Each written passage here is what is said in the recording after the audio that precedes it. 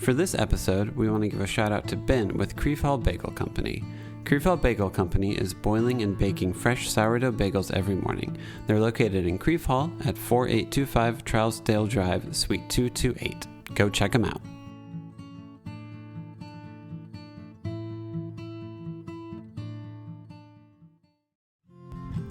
Welcome to another episode of the Nashville Dads. This week we have on Steve Mason of Jars of Clay and Soccer Moses fame. We talk about enneagram, creative processes, modern masculinity, unspoken concert rules, understanding your parents, how a shared calendar keeps him sane, and soccer. We hope you enjoy. I did make you a Jewish recipe, since you are Jewish, since you are Soccer Moses, and as a massive Jewish figure. Well, I do. It's funny. My stepmom is Jewish, and so really? I claim Judaism via stepmother, Cool. and my I have a sister through my dad's marriage that is lovely, and we did a Shabbat. I mean, she and her partner got married in New York, and they did a Shabbat the night before, and I got to play guitar. It's interesting, the crossover of songs that kind of work in both of those. But I mean, anything that's been going on for hundreds of years, like I'm an Episcopalian, like I just love like liturgical stuff, and the rhythm of all that. It's fun. I think it's fascinating because you look at stuff that's inspired people for hundreds of years, and like culture has been built around. And then you're like, I want to learn more about this because it's part of culture. And it has, and it hasn't. It's as the dude, it abides. You know, it's just I already pressed record, by the way. Oh, we've got good. We're good. Wonderful. Yeah, this is literally how this goes. We just chill and hang out. Oh, that's great. And then after a while, I'm like, "Oh, Justin, are you about to fall asleep? What's your energy level?" Yeah. No, you're talking about tired. I'm always tired. He's always tired. Yeah, and I usually like around 9 o'clock, I'm dead. Yeah. Okay. Yeah. No, that's So I in a move to improve my health, I have found myself in a ragtag group of fellas that meet in the morning and just work on a specific part of their body, like lifting weights, and it is the most fun and the most pain, kind of residual pain that I've ever known. But it is it's a good kind of tired. I've one of the things I've said. Really, I guess in the last few years is I've realized that if, how would I say this? The world is going to beat us up, right? Yeah. It's going to take its toll. I would rather beat myself up on my terms rather than the world's terms. So I'm going to make myself tired. You know, I don't want to just be tired no matter what. Yeah, exactly. Yeah, there's a better way to say that. But I'm gonna be tired on your terms. I'm gonna be tired on my terms, not on the universe's terms of like, work, sleep, eat, do the drive, do the like. No, I wanna literally exhaust my body, and this is a great way to do that because it weirdly produces more energy. And that's a sad, uncomfortable truth. I know most people who do the early morning workout. I don't. I'm not an early morning person. But it's because if they don't do it by like 5 or 6 a.m., they are not doing it during the day. I can't. No. See, once your day gets started, for a lot of people, it's like, no, that was my only glimpse. I'm out. I can't do it. Here's the deal. I start work at 6:30. Oh man. Before a kid, I used to work in the or work out in the evening. Yeah. And it was perfectly fine. Yeah. Now I don't know when I'm supposed to. Like that's your window. Yeah. I just worked out today for the first time. Oh, really? But it was during her nap. Yeah. But during the weekdays, what the heck am I supposed to do? And trying to find rhythm for that. I'm a creature of rhythm too. Yes. And I feel like part of the discipline is feeling like I have this thing to prep for. I have this thing to work towards. And man, if it is left to me to scrabble together this 30-minute block here or there. I mean, I learned that during COVID. It's not happening. Uh-huh. Yeah. It is not happening. I'll be watching raccoon or husky dog videos. Yeah. That's You're on some rabbit trail where you're like, oh, that was an hour. Yeah, Oh, yeah. okay, I just lost that. Or I'm in Breath of the Wild and I'm just climbing the same. Somehow I've climbed I've stayed mountain. away from that Zelda game for that exact reason. I've climbed, Hogwarts Legacy is fantastic, but I'm like, I have to like set a timer almost like, all right, man, after 45 minutes, you're just going to fly around on a dragon for an hour if you're going to watch it. Yeah, no, that's well, and the worst thing is when you realize I've climbed this mountain twice in the last 15 minutes. Yeah. I'm literally going in a circle. Yeah. Yeah. But time, it's what we've got, right? Yeah. How many kids do you have? I have 3. Oh, cool. Three children. My eldest 2 are from life 1.0, and then I remarried 14 years ago as of this coming Monday. Nice, congrats. Tuesday. Yeah, we can edit that out. I don't know. Yeah. So 24-year-old son. A brief on him. He's our adventurer.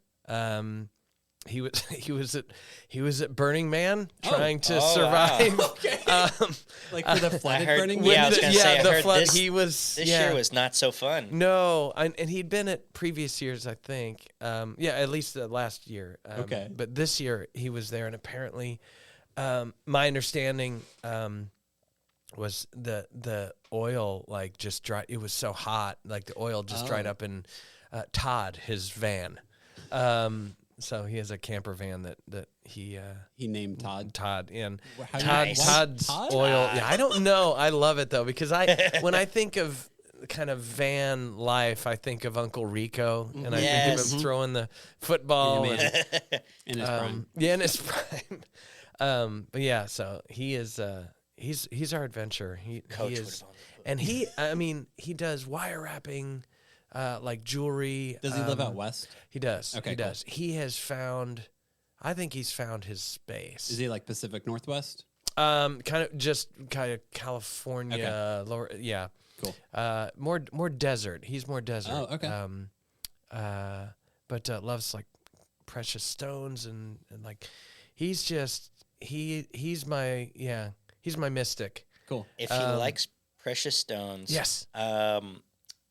The Boneyard in Alaska, it has Okay. thousands and thousands of mammoth tusks Oh, does and it? all types of things. I bought Haley some mammoth tusk earrings. Did you really? Yeah. That's cool. It's pretty cool if he's into that kind of stuff. Well, they were. It's interesting you mentioned that because they were just on an adventure somewhere where they knew they could find stuff and just go for a dig. Yeah. So that would be up his alley for Yeah. sure. Yeah. So that our jewel seeking mystic, Burning Man mystic. And then my daughter's 21 and she lives here in Nashville. Esthetician, does a lot of makeup and works with a dermatologist as well. So she's our goal oriented. Like, I'm gonna do this, Dad. Yeah. We're like, okay, and she does it. Cool. It's amazing. Her journey has been fun to watch. And then we have our 12-year-old stage kid who is a drama. Big into the dramas. And things, and also the 12-year-old drama. So yeah, three of them at various kind of stages and spaces for sure. That's kind of funny. My oldest, I'm the youngest of 3. My older brother is like in his 40s, still working on his doctorate in English, has like 2 masters, just kind of like professional student. Yes. My sister is a lawyer, like tin care judge. So like my older brother doesn't have firstborn qualities, but my older sister has more of the firstborn, driven, focused, takes care of a lot of stuff type of thing. And I feel like that's more common. I feel like I've seen more examples of that where firstborn isn't really like the most organized person, but the secondborn is the one who's like, actually, I'm gonna fill in all these gaps and be super focused. That's my do you guys speak Enneagram? I assume Yeah, you I'm live in a Nashville. 4. Okay. I'm a a 4 as well. Yeah, and you're 4 also, aren't you? Yep. And So- wow. Wow. And we all seem to be enjoying each other. Fours. We're bucking the system. We have to figure out what we need to be unique about. Then I was cutting hair in the barbershop one day. I was cutting a 4's hair, and there was a 4. Jacob Lewis. I don't know if you know Jacob. No, He's no. another podcaster in town. He Cool. and I was like, we're not disgusted by each other. This is like, it's amazing that we can all hold the space. Well, but what's your wing? I'm a 5 wing. well, I'm a 3 wing. Okay, so I'm more introspective and overanalyze everything. Okay. I'm not competitive.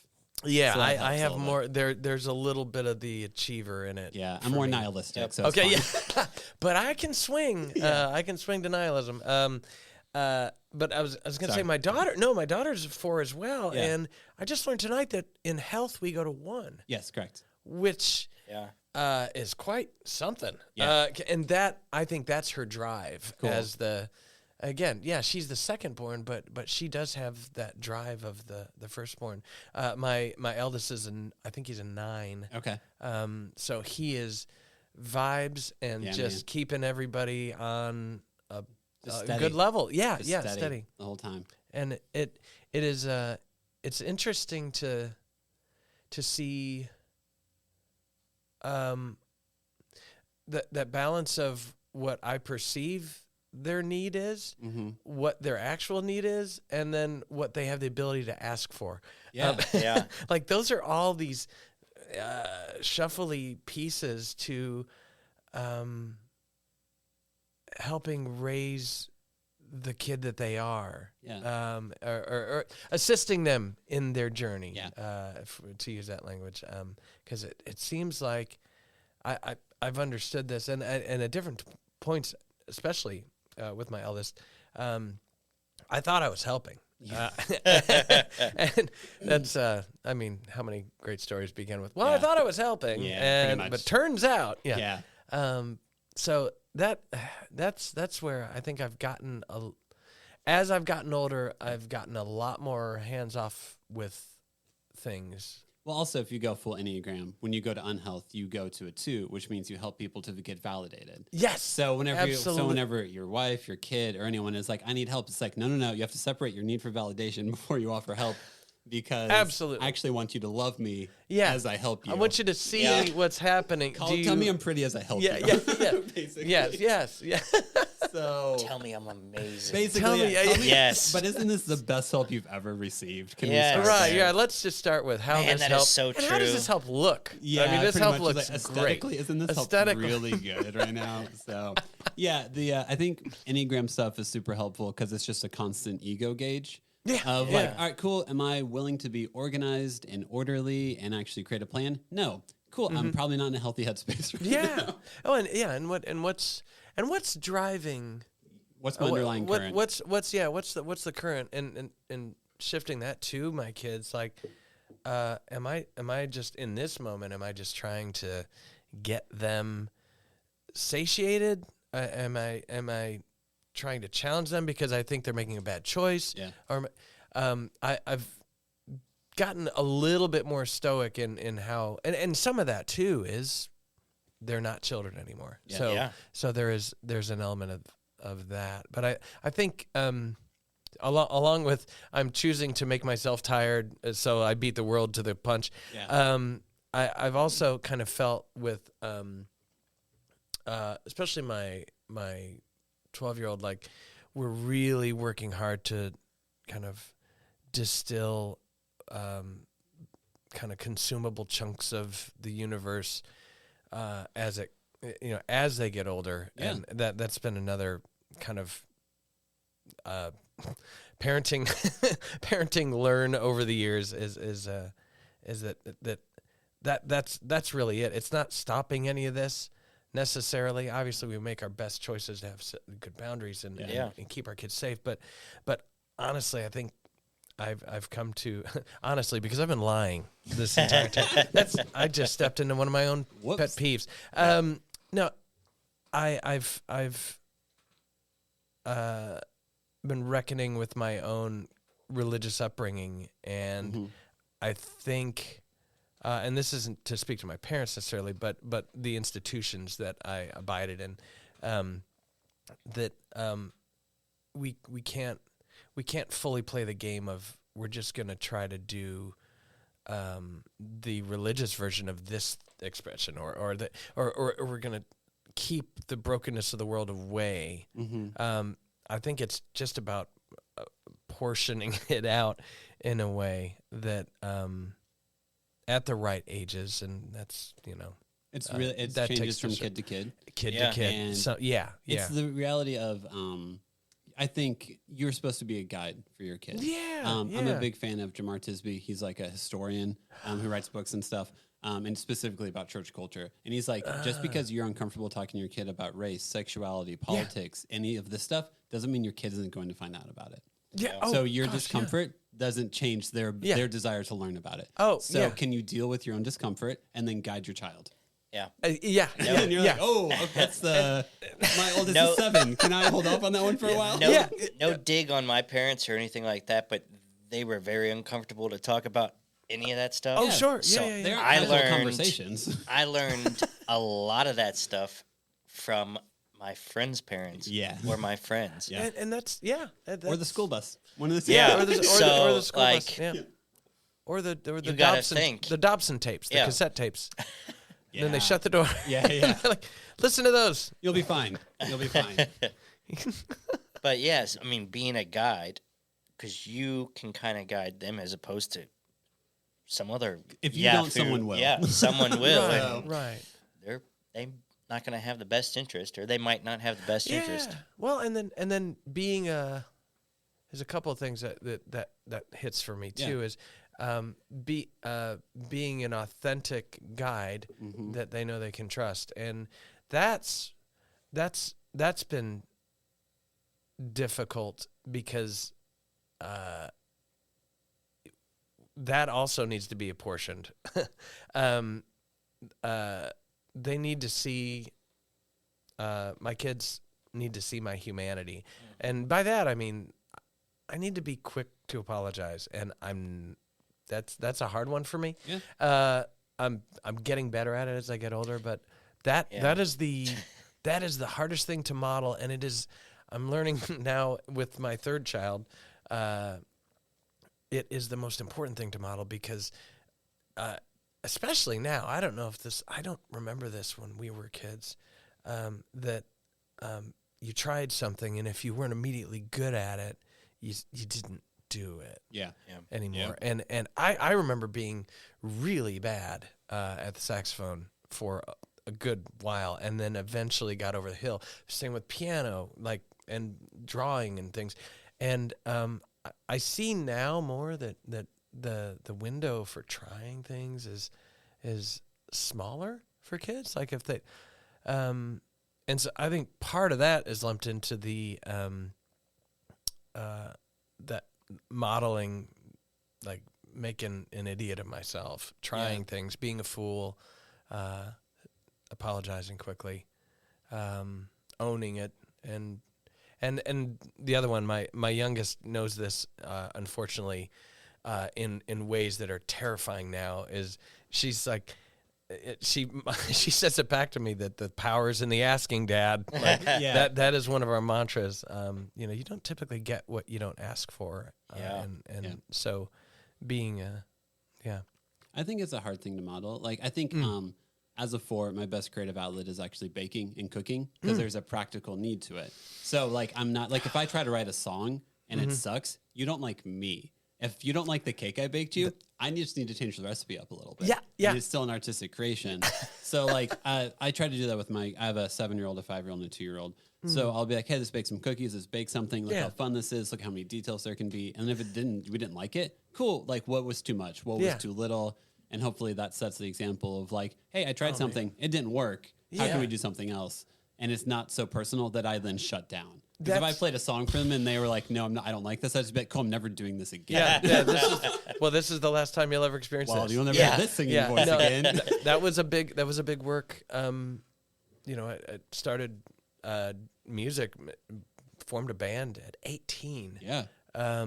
And my ideas were me. and so that so learning that very the hard way for many years. Honestly, I didn't. That took ages to get over. Have you figured it out yet? Because no, I still haven't. Yeah, no. I mean, do you ever figure it out? I don't know. I mean, well, yeah. Well, yeah, because sometimes then I just go to okay, well, fine. This is what this is gonna be. Yeah. Like in the creative process, there is a little resignation. It's interesting to talk about that aspect of life because I was 3 guys writing songs, recording, making records, touring, making show decisions and aesthetic choices like for 30 years or so. That was with Jars of Clay. Yeah, right? with Jars. Yeah. And I think there's a switch that I've begun to recognize over time later in life that I'm like, oh, I know. I'm personalizing this. Like I'm owning this in a way that this is not. We can't actually have a conversation about this because I'm too connected to it. I'm too yeah.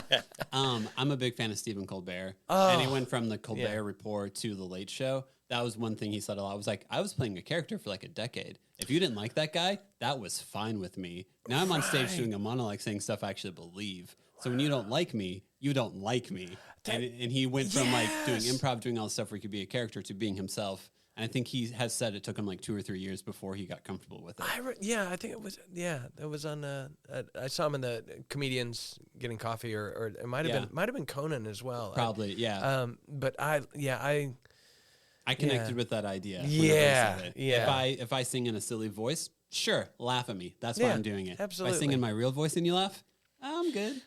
Never again. Yep. You shut down. Yeah. You do, and then you realize you're shutting down. I think that's the other thing is you're emotionally shutting down. Yeah. And you're like, well, I can't change my momentum now. I wish I could. Yeah. That's that's when we, that's maybe if we were writing, I would just disappear. I would start doing something on my computer or would just, at different points in our career, I just leave. Yeah. Like I was a vanishing guy at different points. For Which sure. happens, Yeah. Oh yeah. So, man. Sometimes that's what you got to do. When did you? I feel like I discovered Enneagram whenever I first did it. I actually tested as a 2 every time I did it because I was in such an unhealthy space in my life. Yeah. I tested as a 2 every single time, and then. Life happens. You break down a little bit more. You get a little bit more honest with yourself. And I was like, oh, actually, every 4 characteristic is all my childhood wounds. All right, here we go. When did you discover the Enneagram? Has it been a pretty good communication tool for you? Yes, it has. Initially, I didn't receive it well. Yeah, as a 4, I completely understand. The unique guy is going to be told what he is. Yeah, Excuse no, you me. can't tell me that. Yeah. Hang on. Slow your roll a minute. This sounds like that men are from Mars. No. But is this the new love language? Is this whatever. Yeah. A therapist said I was a flaming 4. Like she's like your 4-ness is so hot. Yeah. Like that you are a fire. You are a fire with 4-ness. That's kind of where it started. I don't know. Friends got into it, and then I took the test, and one friend, she's now a spiritual director and does a lot of that sort of counseling, and also got Enneagram certified as well. So we had a lot of conversations about that. Well, and then some other friends that have done that certification, I'd be cutting their hair, and I don't know. I think this just became a really helpful tool to generally be present. I think, and know what's going on in my body, and know kind of what I'm putting out there to people. Yeah, and also it has helped with some childhood stuff when I realized. That's why I was crying at Christmas when I opened that gift and made everyone angry. like it's the strange things you look back on. And you're like, oh, I didn't know how to process that, and this is what was at work. So. Yeah. Do you typically talk Enneagram in this we've room? done like 2 or 3 times. Okay. I mean, if it flows there, whatever. then we go there. I mean, I think that it's one of a few, things that are just really useful to being a good dad and reparenting myself as I look at my kids in the ways that I did not do great. And I think it's funny. On my way to come and see you, my wife was like, "You're a good dad. Just remember, like you're a good." I was like, "Thanks for the reinforcement." Yeah, thanks. Yeah, cool. No. But sure. but it is there's just maintaining that balance and trying to elevate the other numbers but also the Richard Rohr aspect of the curses and then the blessings and looking at the idea of, yes, there is this thorn, but there is a light in this as well. Yep. I'm a pretty massive Richard Rohr fan. Oh, okay, so I've read almost like everything Adam's he's Return. Read. Yeah, Adam's Return is fantastic. It was nice to know that the curses of this mortal coil. Yeah. There's goodness within his entire like spiel or whatever you want to call it on just lack of male initiation rites that exist in most of American culture. Yeah, is I always think back to I'm a big Kurt Vonnegut fan. Being from Indiana. Oh. He talks about how he was a POW in Dresden and he gets back from being a POW in which he basically just he got captured and then helped bury corpses of civilians that were firebombed. So he gets back home and his uncle's like, "Now you're a man." And he's like, "This made me a man? Burying dead bodies made me a man?" Like, no, that should not make me a man. Yeah. And it's just this realization of like, we've talked about this before, Justin, I know, but like what actually in American culture, when do you actually become a man? What does it actually look like? Richard Rohr is one of the first people where he actually had like here's what this looks like. Because I think a lot of us just look up and we're like in our 30s or 40s and we're like, am I a man? I think I've arrived. I think I'm what I define masculinity as. Yeah. Yeah. So.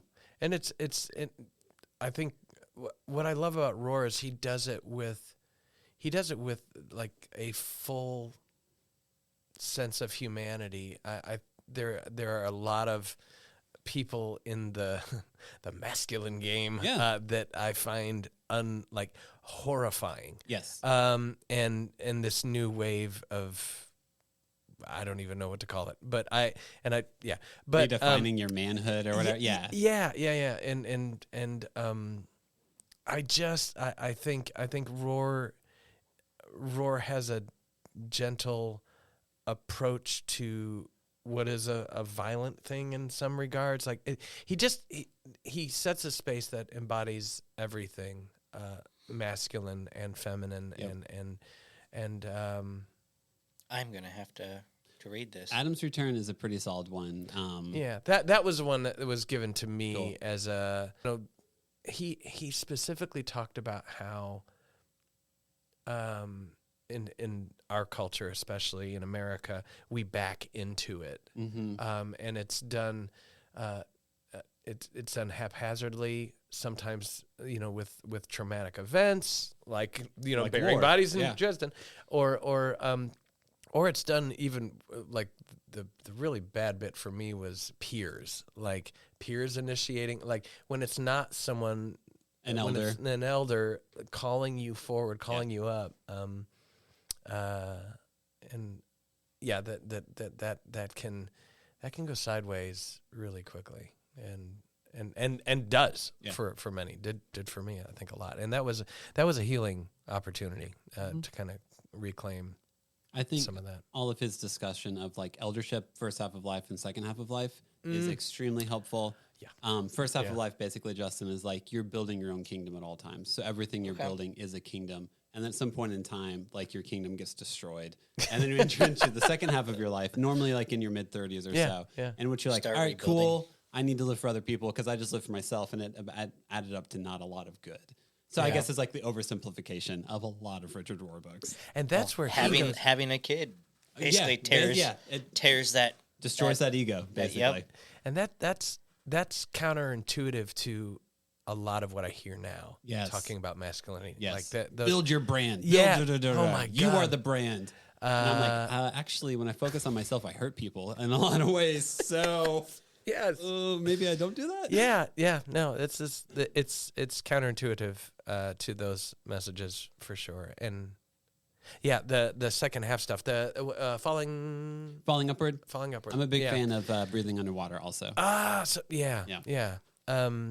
That was falling upward was given to us kind of, especially looking career wise. Because it's funny thinking about this in terms of, there's only one U2. Like there's, the idea that they're still somehow doing rock and roll, and we got to see that Sphere thing. Oh, did you go to it? Incredible. Oh, man. Cool. I'm envious. And U2, the Octung Baby especially, was such a inspired notion of creativity and risk and continuing to dig in the dirt, as Peter Gabriel would sing,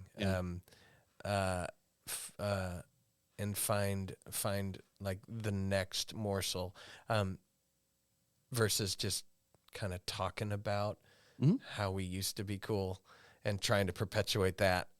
Like that was a great celebration. That record was a great celebration, but to hear it performed by some guys in their 60s, it was like kind of mind altering, because they're still somehow on this trajectory, and there's only one of them, because most people are moving into that, from that hero journey into the holy fool or the wise sage kind of thing. You plateau to some extent. Yeah.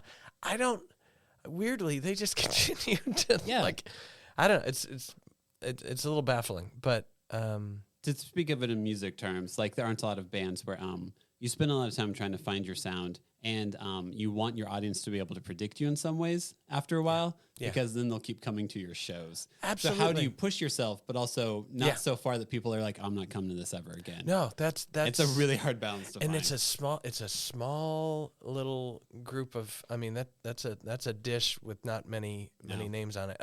Radiohead is Radiohead. From OK Computer to Kid they A can Alone. do anything they like for the rest of their lives, and everyone will be interested. I'm into it. I'm into it. Tom York can do anything he wants, and everyone will be like, I'm here for it. Gosh, Colin Greenwood was just here with Nick Cave. Nick Cave. I got to see that. That was something. That's cool. Did he play the Ryman? He did, cool. And he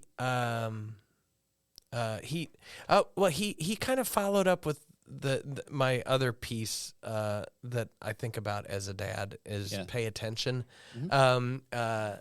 It's a Mary Oliver thing. Okay. The poet. He said tonight. Well, and Jeff Tweedy made a similar gesture on a DVD that I watched once.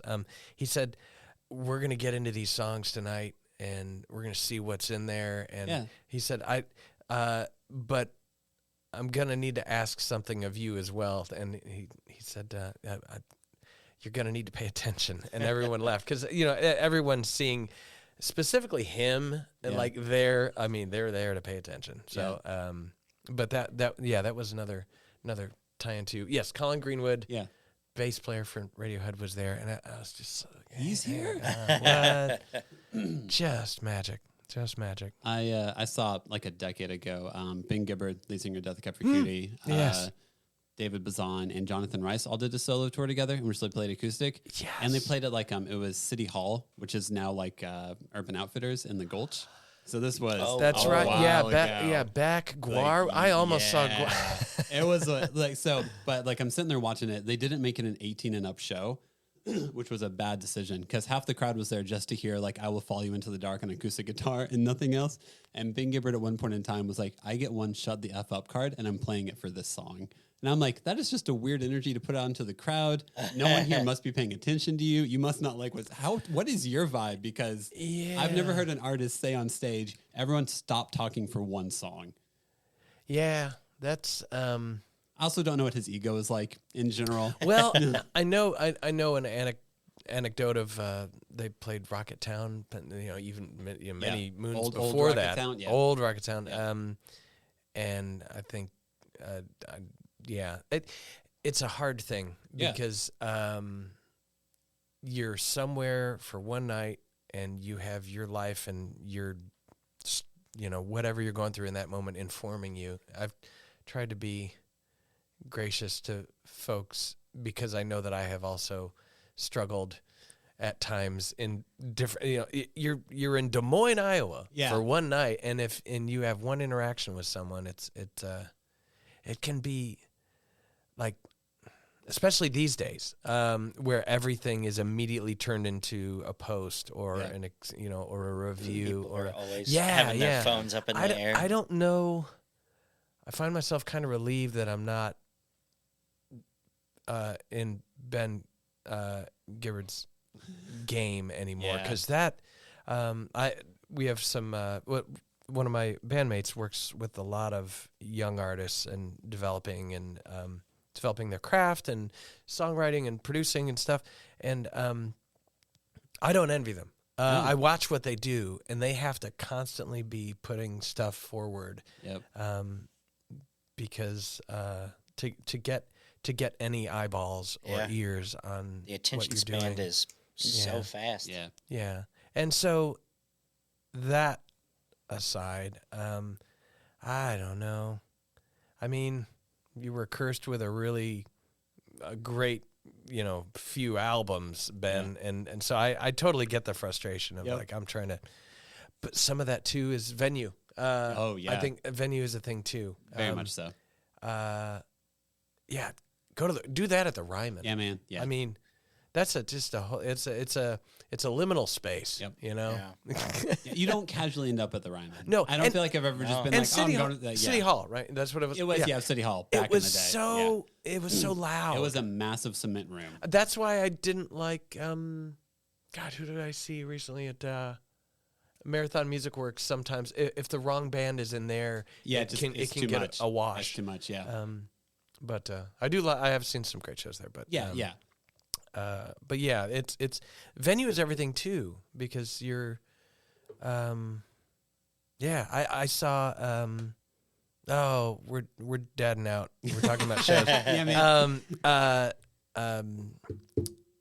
Schaff, Andy Schaff. Do you know Andy Schaff? I don't know. Oh, his star, The Party. Okay. He actually has an editor. My understanding, he has an editor that kind of works through his songs, like for it's not like the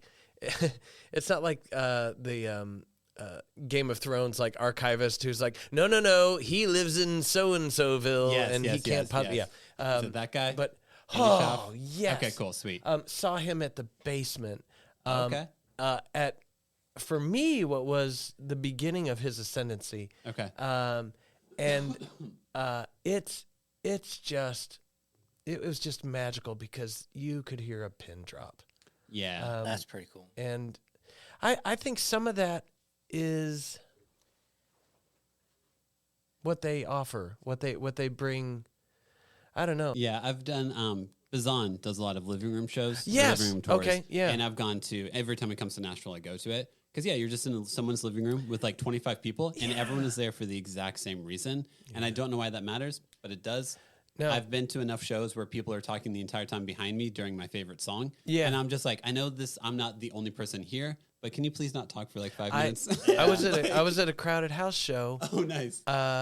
Just a few months ago here in Nashville, and at the Ryman, and I was sitting, my wife and I were sitting next to this couple, and we were just like, wow, these seats are great. We were literally right up against the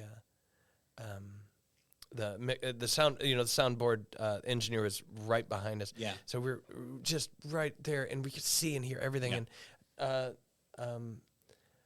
And I'll just say that we thought we were there for the same reasons based on our conversation. Yes. And they talked through some stuff, and eventually we just got up and moved forward. But then met Ray DiPiero, a photographer here in town. Okay, yeah. And and ended up sitting next to him. He is one of the most magical people on the face. So Fun. anyway, It worked out. The universe blessed you in that night. Yeah, but I genuinely, I don't know, man.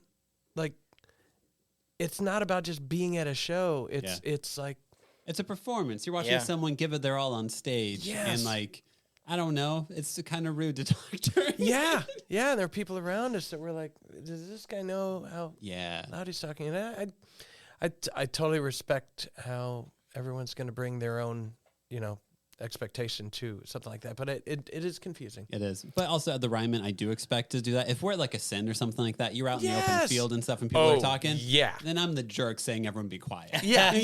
Absolutely. But like at the Ryman, you're like, then if you're no, you don't go to the Ryman to have a conversation. So we're getting to another piece is paying attention, expectations. Oh yeah. Expectations. Constant discussion whenever you're a parent. Yeah. Expectations is another one. That's like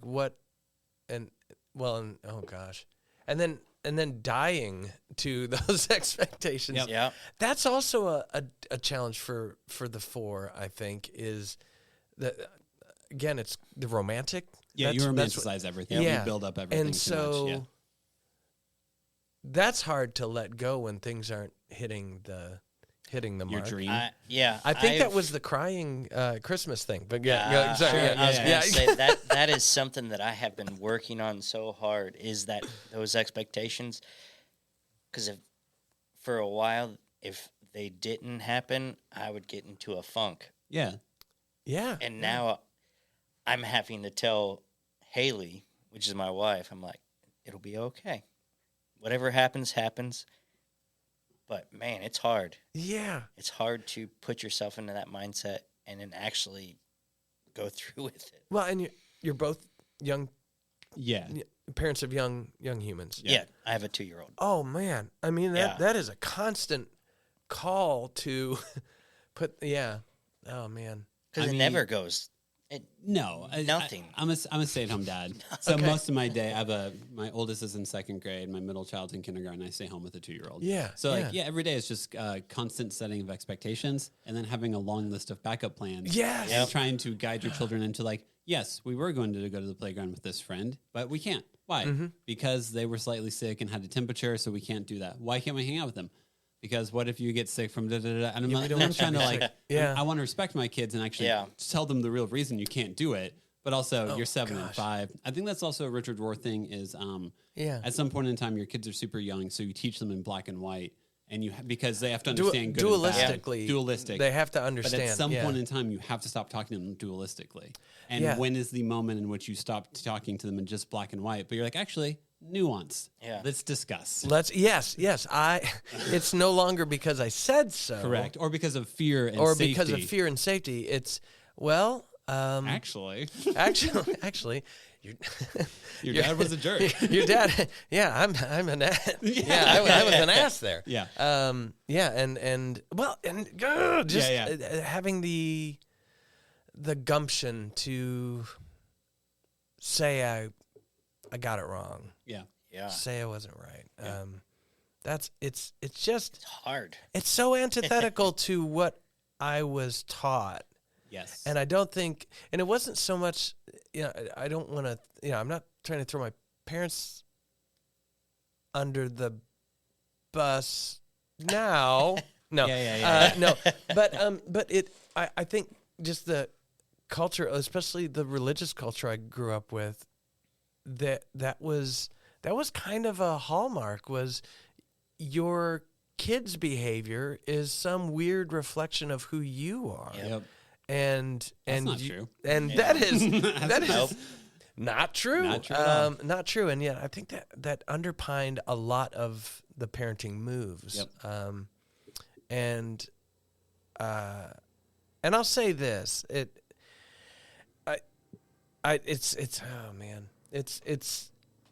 easy. It's easy to take those shots. That's where I feel like the deconstruction, that movement, I think that's been popular more lately, or just naming things that way.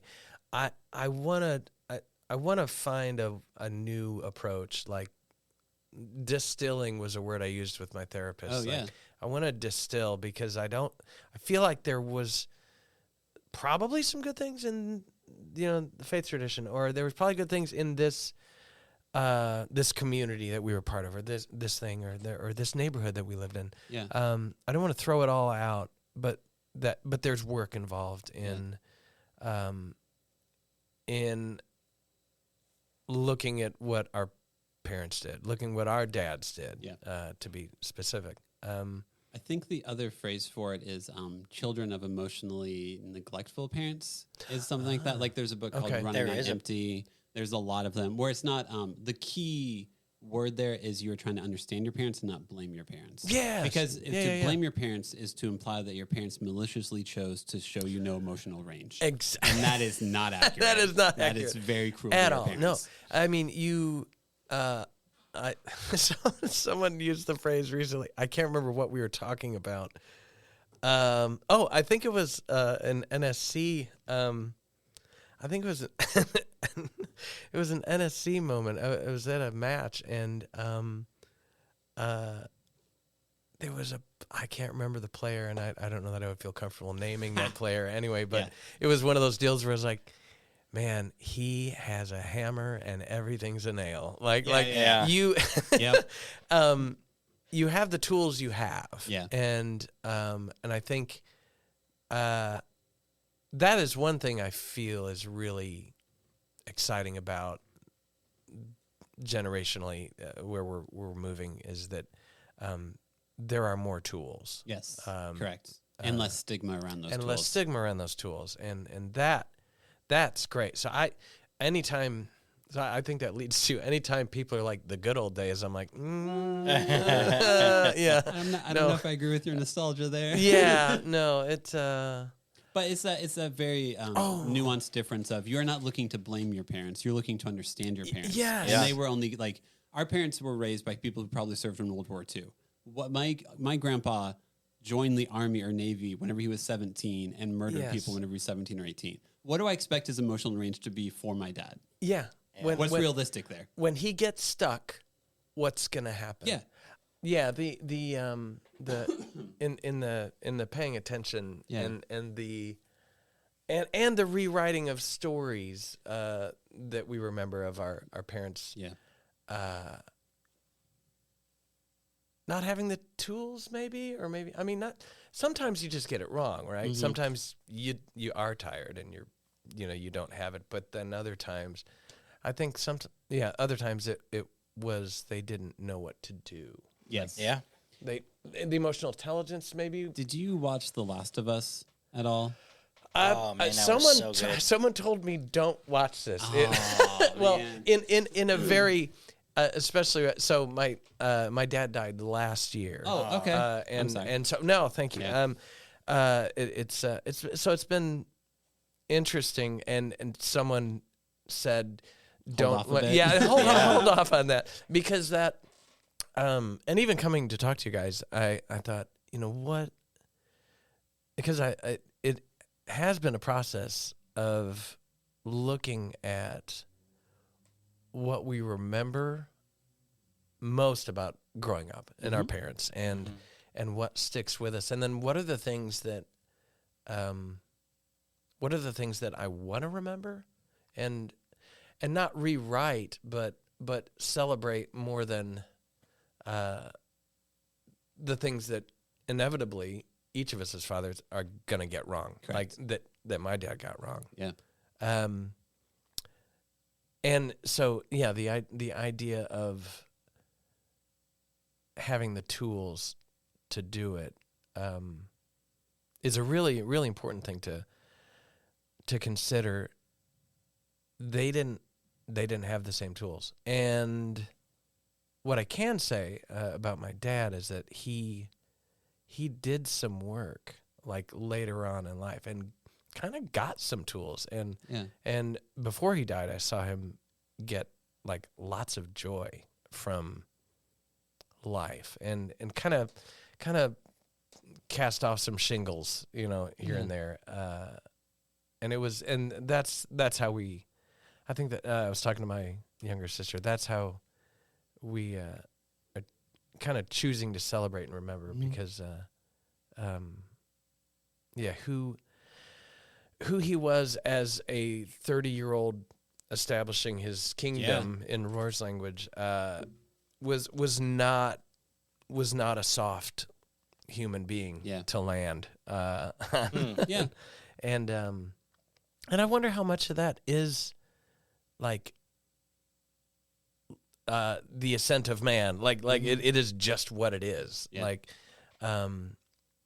But I do think there is something unique to the boomer generation that way. All that to say, there's a moment in The Last of Us. It's like at some point in time, it's a pair of brothers who meet up like in the post-apocalyptic world.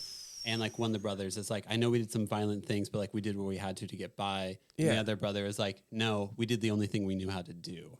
And you're just like, oh, that is a different. Wow. Because he's like now progressed. He's like living in a like settlement or something like that where like humanity has established itself again. And his brother's still stuck in the I kill them or they kill me mindset. Right. And he's like, nope. We did what we thought we knew was the only thing to do, and that was a very violent thing to survive. Wow. And that doesn't mean it was the right way to survive. It meant it was the only way we knew how to survive. Woof. Because that's the reality is it's not like the ways in which you need to offer yourself forgiveness is a very interesting journey to go on. Because your dad didn't know, like you have to believe in people enough to know that they aren't intending to be mean and malicious. Yes. That there's more undercurrents. Yes. They're a culmination of things. Yeah. It is heavy. It is heavy lifting, but it is good work. Well, I think the other subject I know I wanted to talk to you about was just how do you I feel like you do a ton. Like you have your barbershop, you're a mascot for a franchise. Yeah, I'm a rogue. Man. How insane are your day-to-day life? Well, are you pretty busy? Thanks for being on. Oh man, no. Through the week. I guess Tuesday through Saturday, I'm pretty much cutting hair from morning to early evening, and then starting really early these days, doing the exercise thing, which has been really helpful. And then my daughter is in the Theater Bug, which is a local children's theater. And I've been doing a lot of music for them because we don't tour as much anymore with the Jars of Clay fellas. But everybody has their own lives now. Yeah. But three of us are still in contact fairly like daily. Because two of them work in kind of artist development and still doing their own music as well. So. So there's still some music there every once in a while. You know, Matt, my bandmate, will come downstairs and be like, "Hey, do you have free time over lunch? Could you play bass on this thing?" Or so it's a really Does he sweet. work above the handsomeizer? Yeah. That's so awesome. the handsomeizer is kind of this wart off the side. That years ago when we bought the building, early 2000s, that was where we had our CDs and our T-shirts. It was your warehouse? Yeah, it was our warehouse. Yeah, so Matt's upstairs. We have a kind of performance little venue downstairs with a PA. So, our friend Derek Webb has done some recording there. Bree Kennedy's a local artist, and Matt Koziel. There are all these wonderful up-and-comers. They kind of will do... Well, they would do these Gray Matters. We called it Gray Matters. That's the kind of the studio side. Gray Matters nights where three artists would, an artist would bring two of their friends, and then they would all do like three songs, like something manageable. Where in Nashville, people aren't gonna start. So it's very short attention, and then we got a kegerator and would bring some food in or something. Nice. But that's so. There's that aspect of this. There's always kind of something going on there. And then when the team decided to build the stadium across the street, I thought, oh my, this is going to be really exciting. Prior to that, I had turned up at matches with, I was a big Game of Thrones guy, so I had a shame bell, like, and in the USL, like, there were a lot of dudes that were just flopping. Oh yeah, I went to a couple of those USL games. Oof. And there's a different quality on the pitch between USL and MLS. Different quality altogether. So the shame bell there for a little while, and then they had Oktoberfest. I remember there's one night they had a match, and it was during Oktoberfest, and so I was wearing basically the signs were there that something was going to happen, and JT Daly from the band Paper Route is an old pal. He told me the story of being in Ireland watching the World Cup, and a guy with a surname Moses scored, and he stood on his chair and yelled, "Let my people goal!" And That's awesome. he said he drank for free the rest of the day. Because they loved that, and he told me that. I was like, man, have you not made a shirt That's like fantastic. that? He's like, buddy, you make a shirt, and I was like, all right, and I don't have an outlet for this, so I just made one on a website, and gosh, it was the week before that first MLS match. Yeah. And I thought, I should totally wear I'll wear the shirt, and that'll be great. And then it got like Thursday, I was cutting someone's hair, and I was like, it would be hilarious if I just showed up as the shirt, right? And Stephen Robinson, who he was one of the capos. He was the guy that leads the cheers. Yeah. Lovely friend, and he was like, man, yeah, that'd be funny. You should do that. And I stopped our haircut, and I literally ordered a Moses costume like that on Amazon that day. That's awesome. It got in on Friday. Yeah. And then I had a friend from a sign company that I was cutting his hair next. He was like, I'll make you a banner. And that's awesome. Awesome. It just all these things like just happened. The universe smiled on that moment, and it just, and so after that it was like, well, we got this building, we should do like a tablet, and we could totally make fun of the other teams coming in, or just throw shade, or celebrate Taylor Swift, or whatever it is. It's just so there's that. So there's some lunchtime. How did we get to this? I'm telling you that I'm busy. I'm telling you that I'm busy. You probably do a ton of stuff. What's your life look like? Yeah, that's right. Yeah. So here's another thing that it looks like. A lot of journeys and rabbit holes. Yes. No, my phone is full of videos that I'm making just to send to two people that they will, or my exercise pals. The 12th Street Hooligans, as they're known. I have. So I have. And we use a different group because one person doesn't have the same phone as us. So we have what is it? Some other chat for that. I have a writer's room. Okay. Text group where we come up with the stuff that we want to say to the other team, or if there's for billboard ideas, basically tablet ideas. Tablet ideas. Yeah. How do you keep your brain straight? I don't. You just I think. I mean, we have this month on a whiteboard. Yes.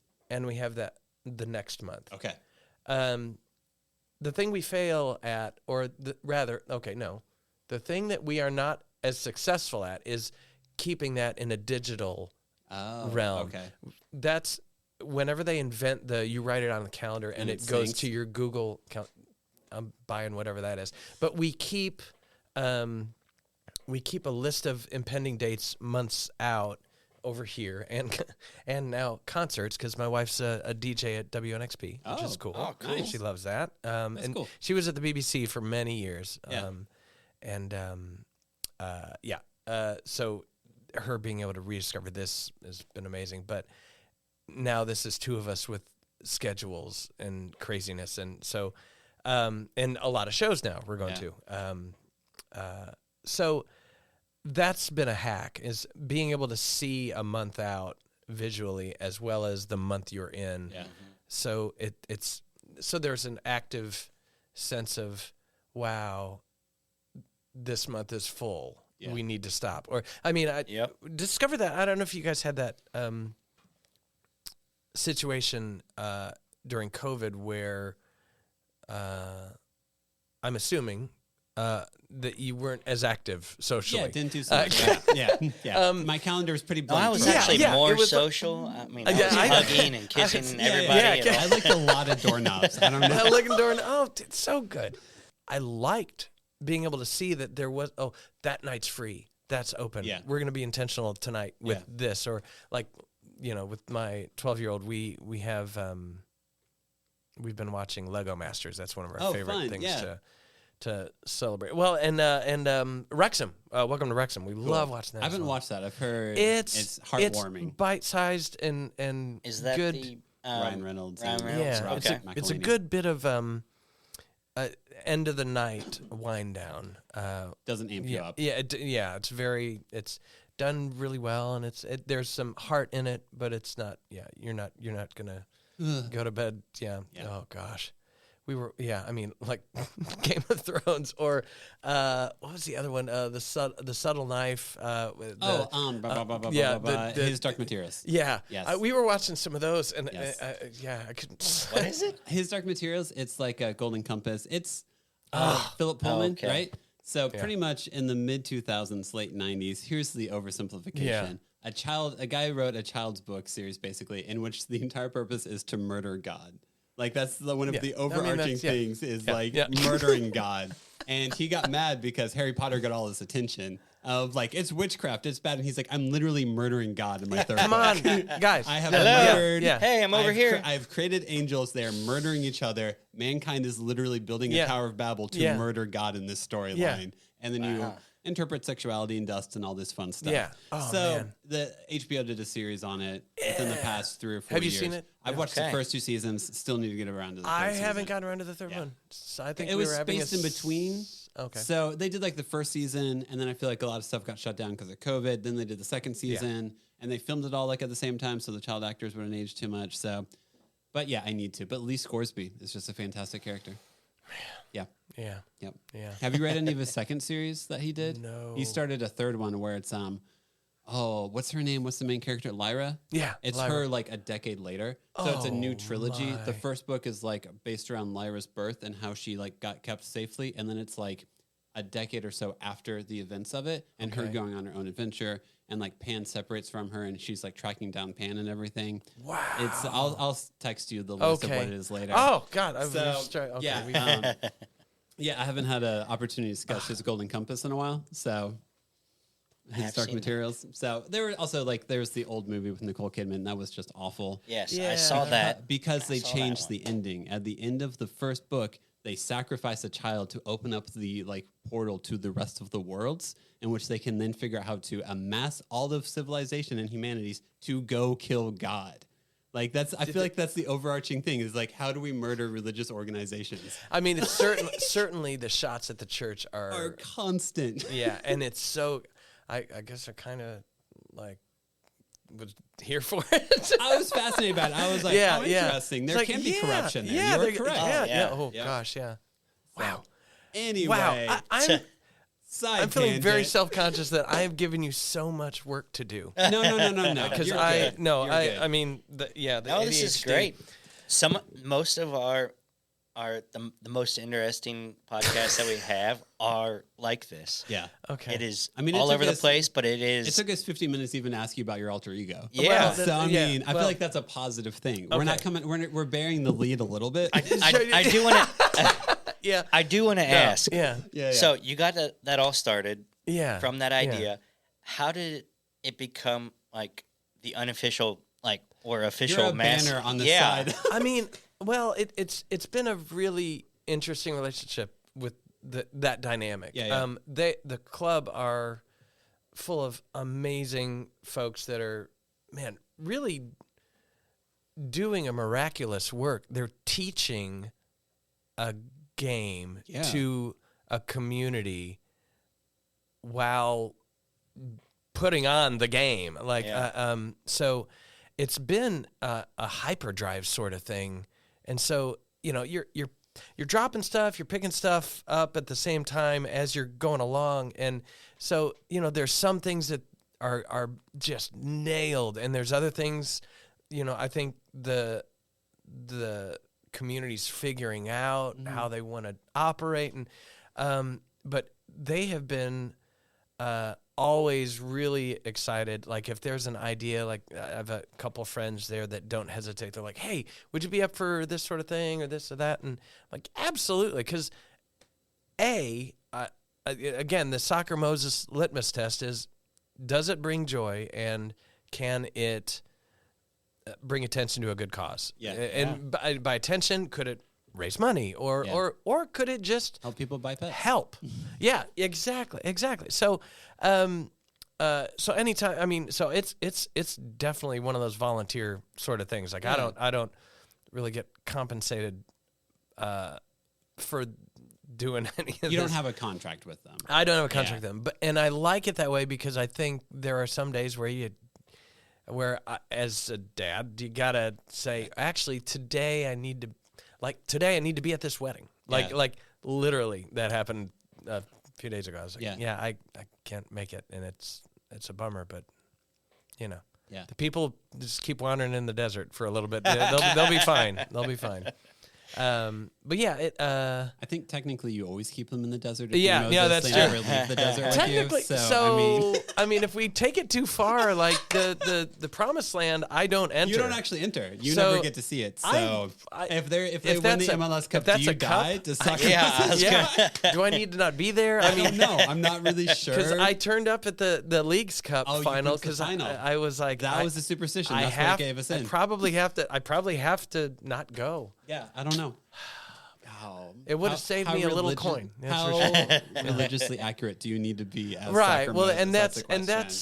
and that's a question of how accurate, the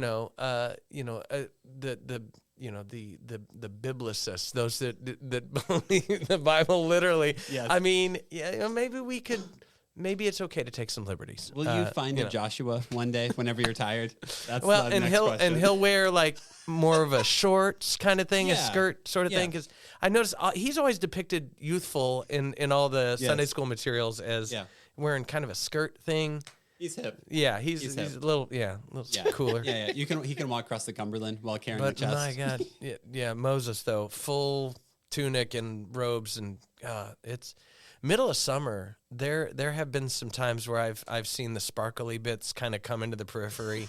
When you're like, I'm going down. Is it water or is it oxygen? Do I need to breathe deeper now? Like what's I went to, you do tailgates beforehand sometimes, and I went to one of them, and I remember I was trying to remember where I made cookies for it, so I can't go somewhere without making something. And I remember laughing because I think you left an hour before the game started, just because you were very like, you know what, people are going to take pictures. I want to have fun. Let's make this an event. Yeah, and I was like, oh, that's really cool. You were walking in anticipating to be part of the theatrics. There's an element of that I need to keep that in balance because there is a gift in that I maybe went in too hard with early on, and to where at some points I was I would keep my jersey like in my bag of my cards and of banners. Your so I could run off to the loo if I needed to just.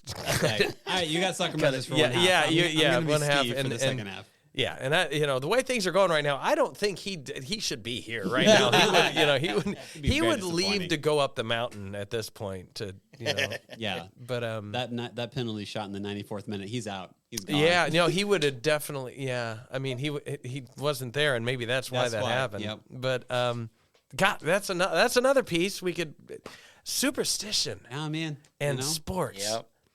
The first game, I took Justin to his first game. I do season tickets. Okay. Yeah. And Do you remember which? it was the Kansas City game. So it was their first home loss in forever. Yes. And I looked at Justin and I was like, Yep. you can't come to another game. That's basically, or you have to come to a game without me. And if I win, then you can come back with me. Then you can come. Yeah. I have friends that can't watch And I ended Vols up, games. You did. I did go to another game, and Honey got a hat trick. Yeah. And I was like, Yeah. so now you have to go to hat trick. Now you have to go to games solo, and I can't come to any games. That's the new superstition. Oh my gosh. but It is- no, it is- since he invited me, like I am all in now, and Which I is super knew fun. nothing about soccer. No, only absolutely. from Ted Lasso and from my friend Devin. Me just talking constantly. Oh yeah. Well, there's so much that I'm still learning. Back to the club. Yeah. And I think the Preds did this really well, as they made this thing so fun that. Did we mention there's a hockey game too? Yeah, So there's bands and all that stuff, and it's fun being there, and the lights and the music and the funny videos of Godzilla clapping, and I was like, man, this is an assault on the senses in the best way, and sometimes they win. But they taught. I mean, you knew when you had like these lovely elderly ladies wearing Pecorine jerseys, like you have won your city. I think they're doing that. I think they're doing that well with the soccer club as well. It's just going to take time. Yeah. I think it helps them that a lot of people that are moving to Nashville are younger and grew up playing soccer. So we already have a natural definition of what soccer looks like. I have noticed that too. That is very, very different. I didn't grow up in a soccer. I mean, we threw stuff, baseballs, basketballs, like, the cornfields, soybeans, football. You built it, they came. Yeah. And so especially baseball. So soccer just wasn't on the grid. And so I think generationally it's been considered more of a communal sport. Yeah. It just seems to fit. Yeah. It's exploding right now. Yeah, it's really cool. All right, my favorite moment is still after the Leagues Cup final. Justin texted me and he was like, I'm so mad at how this game ended. And I was like, you have a feeling about a soccer game, Justin. Yes. You are hooked in. I mean, this is Roger Bennett, Men in Blazers, is also really, really thoughtful about just that emotional roller coaster that you ride. Yeah. That you go in much of the time expecting failure. Yeah. It's a hard sport. There aren't many goals scored. Yeah. But when those magic moments happen, they are there. It's just being in that environment. It echoes in your soul. Like, and you're looking around at everyone, you're high-fiving people, and people are throwing their drinks in the air, and it's just madness. And the idea that it's also multicultural as well. There's just nothing like this, especially in Nashville. Nope. The diversity you see there is like nowhere else. And man, I track my heart rate. So my heart rate is like 60 normally resting. Yeah. So like during the Leagues Cup final, the penalty kicks were in front of my seats. Like I'm in so 208, so I'm like above. Like all of it was directly in front of me. I think my heart rate was in like the 170s for the entire time. I felt like I was going to throw up. Yeah, I was just like, can you just end it? Like, this is not fun after a while. Can you please just end this? Oh gosh. Yeah. Immediately when it was the goalie, I was just like, poor Panico. I mean, he single-handedly kept us in it. Yep. Yeah. And the same thing happened in the Premier League. I think it was a FA Cup final, and Manchester United, their goalie was the last one to kick and missed it. That's just... It's like a closer in baseball, like having one bad game or one bad moment. Are you a Man U fan? Let's just say I love the game. No, I can say that. No, okay, no. This is the hot take on the podcast. You're getting, because I've really tried. Man, Soccer Moses posted something. I think it was a Mo Salah goal. Oh yeah, and I was like, this is a banger. The world needs to know about it. Click. So you're a Liverpool fan. I got so much like, oh. And then I was like, yeah. Mo Salah is a fantastic athlete and has fantastic goals and every single week. A thing can be two things or just one. Nope. No, so my first match, we were recording with the Jars of Clay boys, our second record in England, and our engineer was an Arsenal fan. Oh, okay. And he said, hey, I got you guys tickets to this thing. It's called a testimonial. Okay. It's at this stadium called Highbury. This is 97, so it's before Highbury got knocked down. So I'm going to like the Fenway of soccer stadiums, stadiums in North London.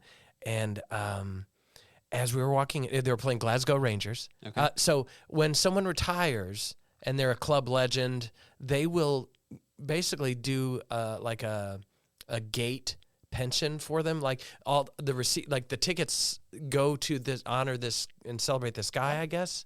Cool. So someone was retiring, and so it was an exhibition match. Glasgow Rangers.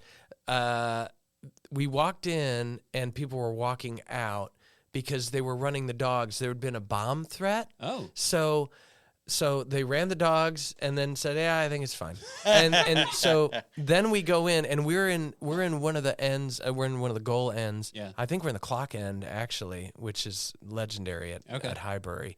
And they just start singing, and they don't stop singing until halftime, and then everyone goes in and gets a pint, and then they come back, and then shortly into the second half, a naked man runs out onto the pitch, a streaker, who and it's an exhibition, so it's not like during the season. Yeah, there's nothing at stake here. So the security, everyone's kind of like, all right, might as well grab him. all right, and they're started walking out there, and he's putting his arm around, like I think Ian Wright maybe was playing. Okay. So it has a little bit of a like, it's. It's like a pickup game, and the fact that he's just naked and he's just putting his arm and just getting pictures. Anyway, this was pre-cell phone, so we just had this experience, and I left going, I want to know more about whatever that was. Yeah. You couldn't at that point just dial in and watch this stuff on television. Yeah. So it was the World Cup after that, really, that just really, really hooked me. But that first match, I became an Arsenal fan. I mean, I was born in Joliet. I'm a Cubs guy for life. Yeah. Like that's me. It's geographical for us. And, my wife grew up near a town called Aylesbury, which is very close to Watford. And she asked her dad, like, who should I support? He's like, well, if you want to be able to go to matches and afford to go to matches, your local team is Watford. And so she's a Watford girl. That's cool. And so there's a geography that's interesting to me. But for us as Americans picking our teams that we want to support in other countries, it's purely like, I don't know. I went to this, I got a ticket to this, or someone took me, or I liked the crest, or I remember someone was a Crystal Palace fan because they have they like do an eagle like that flies in, and they have cheerleaders apparently. Sure. So, there you go. But it's a different thing, I guess, because I know friends that are Tottenham fans, and I don't know why. But big Harry Kane fans until the last year. There you go. Maybe that was it. But how this game has embedded itself on the souls of humankind, it's just fascinating. It's just fascinating. Because it's not like there's a lot. I mean, it's not basketball. There's not a lot of goals. No. Yeah. No, that was one of my main hiccups. Yeah. It's boring. But there's then, just But you sit no through action. some 0-0 draws, and you have like a heart attack in the middle of the game. And How intense it is. I mean, Arsenal played Man City a couple weeks ago, and they won 1-0, and and I couldn't breathe. For the entire match, and it was, and especially watching people at the height of their powers. Like it's it's just a massive shift in, I think, the American understanding of sports. That well, somebody was telling me, and it might have been you, about football, on how until recently, until people started posting up 70 points, but like a 3 to 10 game is usually just like if it's field goal, and if it's a 14-7 game, that's a 2-1 game. It's 2-1. We've just associated different point values to the goals. They just added 6 more points. The goals make I like bigger numbers. I work in bigger numbers. That one's worth 6. It's all psychology. I don't know, which is like, it's different because football, there might only be 3 scores in a game. Yep. That's a soccer game. Yep. Yeah. So you don't think of it that way, though. But you change one little thing in your brain. You're like, nope, that's pretty much what it is. And the build up too. Yes. The build up play is crucial. And that was when I remember when I first got hooked in watching the ping pong and the moving and this like amoeba, the momentum of it all. This amoeba thing that it's like players in space moving together in concert. I was up at like 6 a.m. and Swansea was playing Wolves. Yeah. It was I think it was a championship match. It wasn't even the like Premier League. It was the league below. Yeah. It was like 6 a.m. and I had one eye open. I was on the couch and my wife was heading to the bathroom. She woke up and she looked in. She's like, "What are you doing?" Like, and how can you be watching that? Yeah, like this is what you're gonna wake up for. Yeah, but there are moments, and it ebbs and flows for me. Sometimes I, will have it on in the background, but I genuinely love the tactical nature of it too. It's just, and again, the athleticism. I'd say the same for hockey. Like they go for 45 minutes, one whole half. They are moving. The athleticism is incredible. Yeah, it is. Anyway, how we end our episodes is we ask every guest the same 5 questions. I love it. Oh man, Justin, we'll ask the first question. All right. Do you have or did you have any backup names for any of your 3 kids? I think the short answer is no. Okay. We between us, we just had a winner. Okay. Yeah. We've had some people be like, I didn't get to choose either of the names. Yeah. Like, it was my wife said, this is it. And I said, sure, that works. Well, it was. That's it. Yeah. So, cool. That works. Yeah. Next question. Who's your favorite TV dad? Royal Tenenbaum. Royal Tenenbaum. Because... No, do you explain yourself? You can if you want to. Yeah. I mean, Royal Tenenbaums is my favorite Wes Anderson film. He is. I mean, he's a horrible guy. Yes, but you see, I think I want to believe that all of our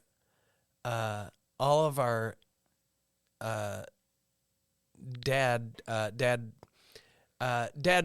challenges will this too shall be redeemed, and I feel like Royal Tenenbaum found a rhythm late in life that kind of just encouraged me weirdly that, man, nothing's wasted, and it's as long as you have breath, friends, you got an opportunity. There you go. Yeah. No, I mean, there's not a lot of father figures in media, which is like, hey, you were a piece of crap for 90% of your life. And then in the last year of your life, you made some things right. Yeah. And that's actually probably good to see. Yes. Yeah.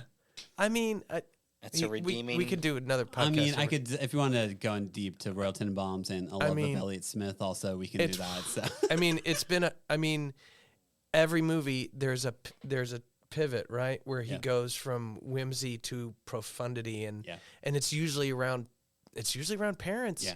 That one is when Chaz says, "It's been a hard year, Dad." Yes, it is. Yep. And the fact that he could say that to him, a guy that he wouldn't even sit in the room with, I think in Life Aquatic, whenever his wife has a moment after Owen Wilson's character dies, and it says Steve has always been shooting blanks his entire life. because he's trying to say that he's infertile, so there's no way he was his kid. Yeah. And this is like zoomed out line of like, no, Steve has been lost in shooting blanks his entire life, and he's never taken a shot worth a damn. And here's like, oh, that's a much more biting comment. Yes. But also, you just summed up the entirety of this man's life in one sentence. Like, okay. Anyway, Justin, right. next question. Next question. Least favorite kid show or movie? It could be from all three generations of your kids' lives. Least favorite. So, like, when your kid would watch it, you would just be Yeah. like, oh, this again. Oh, Yeah. Caillou. Yes! It's the most consistent answer. Yes, it I wonder. I is. was like, You're like the sixth person. yeah, Caillou. It's just so brutal. I'm afraid to even try to watch This it. is really just us trying to do market research Yes. on what to not introduce our Yeah. children to. No, Caillou. You know what? If you can find, How is it still in the air? I don't know. if you can find it, Bear in the Big Blue House. Oh, yeah. Was beautiful and thoughtfully paced. Yeah. And my eldest son, the two of us, loved. Was that on Nick watching Jr.? that. I feel like I that think was a Nick Jr. I think show. it was a Disney thing Okay. at some point. Who knows? But it was a part of the Henson sadness Puppeteering, of yeah. like, and when things went kind of pear shaped for them, and I think they sold off a bunch of stuff. Anyway, Yeah. Bear in the Big Blue House, if you can find it. It's so Bear is just gentle, and at the end of the show, they always sing with the moon. It's just Oh, yeah, that's right. They do. Yeah. so good. But Caillou. But Caillou. But Caillou's the worst. Everyone considers like it's his voice, it's how he talks, everything. I don't like Everything, and yeah, It's brutal. I won't. We'll keep the lid on the rage Yeah. for this purpose. Yeah. Next question. Favorite kid's toy. So is there ever like a toy your kid played with where whenever you play with it with them, you'd be like, oh man, this is really fun. It can be something as simple as literally just throwing a ball back and forth in the yard. Yeah. Ball. No. No, it's No. true, though. No. It No. is No. fun, No. like- No. But you know, actually, one of my favorite things with each kid, we would tread water in the pool, and we would have one of those squishy balls that absorbs the water, and we would try to see how many times we could go all the way across the pool and catch. Yeah, catch basically. I think it's just Midwestern, man. We Catch love in the pool. We love our catch. Yeah. There you go. Kevin Costner. You also do have Wanna to play be catch? you have to be mentally present for it, or else you're just like, oh man, when are we Oh done yeah, playing catch? clang. Yeah. No, You either Yes. want to go do something else, or Yeah. you get a concussion. It's one of the two. Yeah. It is. I mean, it's from Sandlot to Field of Dreams. Like Dreams. I mean, League of Their catch. Own. Yeah, like, it's the exchange. It's Yeah. the exchange, and I think for. Did you ever read the Brothers K? No, I did not. That's. I was good for most of the books and media. You know? Yeah. No, you get a know. pass. But Brothers K is a lovely story. But father and his three sons. It's basically based on the brothers Karamazov or whatever. Okay. But the dad is a former minor league baseball player, and there's some baseball in there. Anyway, catch. All That works, man. All right. That's All true. right. Next question. What moment of your kid's life are you most excited to be a part of? It can be one kid, or you can, if you want, all three. You know, that I'm most excited. You know, with each of my kids, I am so happy to say we have made music together. That's really cool. That's good. Yeah, Answer. played guitar with my son. We did a version of Baba O'Reilly, but it was "Do You Hear What I Hear?" That's cool. It was some mashup that was really fun. At our church does this ridiculous family Christmas thing. It's a classic Nashville thing where it's like, wait, what? You know, all these people are so good at what they do. Anyway, but people coming out of the woodwork going, wow, I didn't know they could sing it. Anyway, Yeah. my son and I basically played Baba O'Reilly, the Who song Nice. for Christmas. My daughters, both. I accompanied my eldest daughter on a Christmas song. Love is Christmas. The what's her name? The Sarah Bareilles. Oh, cool. Oh, yeah. So good. And my youngest does theater bug, so I'm usually in the pit playing for those. Which is where you were before you came Which here. I was So just really cool. rehearsing, and it's That's awesome. That's awesome to be a part of that. That's a transcendent moment for me because I, as a kid, sat at the piano and sat at the guitar, and I had this experience, and now I'm sharing this thing that echoed for me, echoing with my kids, and seeing how it echoes for them too. It's just that's cool. That's the good stuff. Yeah, man. Like that's the good stuff. Those are, I think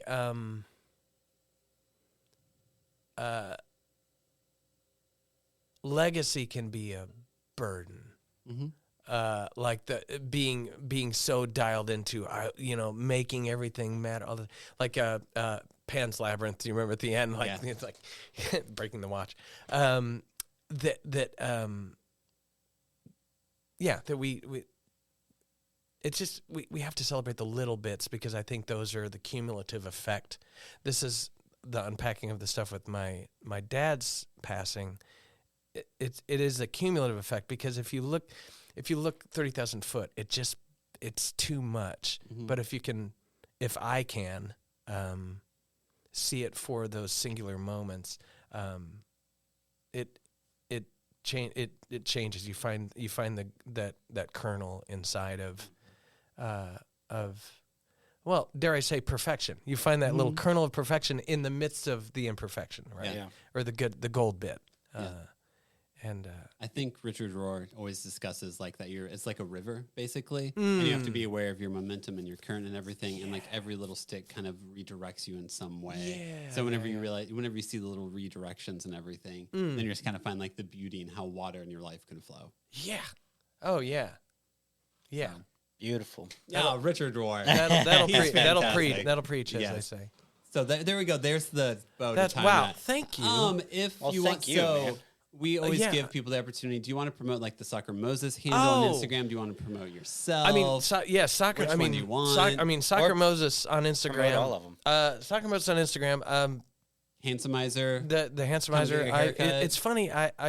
It's just one chair, so it's like it's this push me pull you of like I want people to know it's there, but then at the same time I'm like, chair. Actually, I have one chair. I'm only one guy. I have these two hands. What is going on? My wife is killing it on WNXP. Okay. Like if you're in Nashville. When does she? What time does she do? She's a show? on Saturday and Sunday right now, but okay. But she's killing the game. And then just keep your ears out for more Nuns and Moses. That has become this new place of joy. We did a benefit for the Nashville Humane here in town, and it was me as Moses with the rest of the band was dressed in nun habits, and we did all Guns N' Roses initially, so it was a rotating cast of rotating axles. I think this is gonna stick. Like Nashville Humane was like, we got to do this again, and so cool. now awesome. Maybe it's Nuns and Moses presents grunge hits of the 90s, or we do like a long players thing or something. There's some puns to be had there, but you got to figure it out. I'm just waiting. I'm just waiting for we're just waiting for the right inspiration. But there will be more Nuns and Moses. I own the URL now, so I gotta do something with it. Gotta do it. Sweet. Well, thank you so much for your time. Really appreciate it. This was a lot of fun. Thank you. Yes.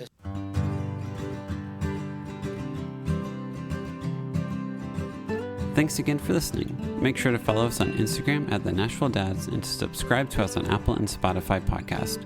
We record at New Light Podcast Studio, and episodes are produced by me, Devin.